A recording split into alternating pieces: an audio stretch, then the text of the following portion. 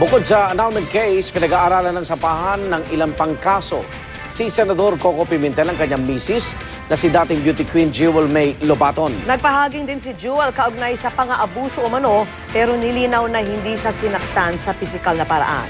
Ayaw namang magkomento rito ng senador at saksi si Ivan Mayrina. Bukod sa annulment case na ihahain niya laban kay Senador Coco Pimentel at taong 2011 pa niya hindi kinakasama, may ibang legal action pa raw na ikakasalaban sa senador ang kanyang misis na si Jewel May Lobaton. Hindi man idinetalya mga ito, nagpahagingan 1998 Binibining Pilipinas Universe. I am here to tell all women na pag may kailangan kayong ipaglaban dahil inaabuso kayo at kayo ay inaapi at hindi binibigay ang dapat at bagay sa inyong pagtrato bilang tao at bilang babae, dapat po ay humingi na kayo ng tulong dahil marami naman tayong help desks for women and there are legal remedies for that.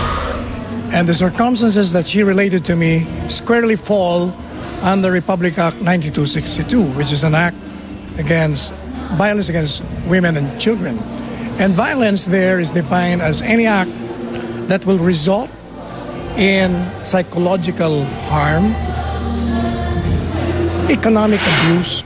Hindi rin idinitalya ni Lobaton ang mga sinasabing insidente ng psychological at economic abuse.